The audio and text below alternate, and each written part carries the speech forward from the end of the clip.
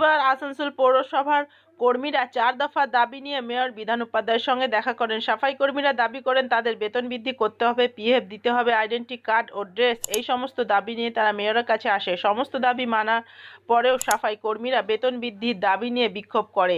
এদিন তারা বেতনের বৃদ্ধিতে খুব খুশি নয়। Green Asansol, clean Asansol. Already আমরা ওরা যেগুলো ডিমান্ড দিয়েছিল, ড্রেসের জন্য দিয়েছিল, আইডেন্টি কার্ড দিয়েছে, পিএফ দিয়েছে, পেমেন্ট বাড়ানোর জন্য দিয়েছে, সেগুলো যেমন ড্রেসটা আমরা অলরেডি দিই, আইডেন্টি কার্ডও আমরা নতুন দিয়ে দিচ্ছি, আমরা চালু করে দিচ্ছি। আর পেমেন্টটা অলরেডি ওরা যেটা রেখেছিল, পেমেন্টটা স্টেট গভর্নমেন্ট যেটা করেছে সেই পেমেন্টটার জন্য দেওয়া হয়।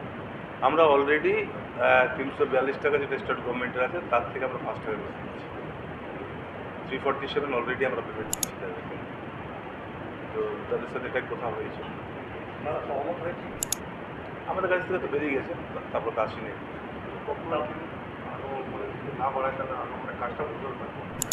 দেখুন, আমাদেরও কিছু বিধিনিষেধ আছে, আমাদেরও সরকারের একটা নিয়ম আছে। তো আমাদেরও নিশ্চিতভাবে আমরা যেটা করছি এবং আগামী দিনে আমরা চাই যে ওরা ভালো থাকুক, ওরা এতে থাকুক, ওদেরকে বলেছি আমরা।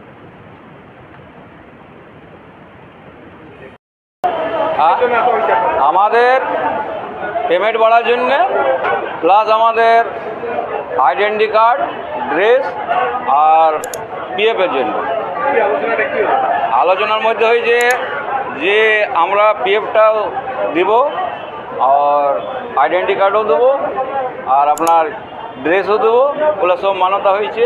কিন্তু পেমেন্ট বাড়ার জন্য মাত্র আমাদের ছিল 347 টাকা, সেখানে করা হবে 393 টাকা।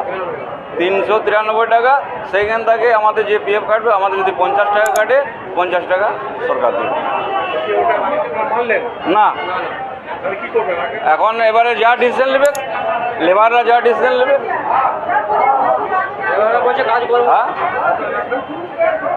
কি নাম আপনার? আমার নাম ধীরেন বাউরি।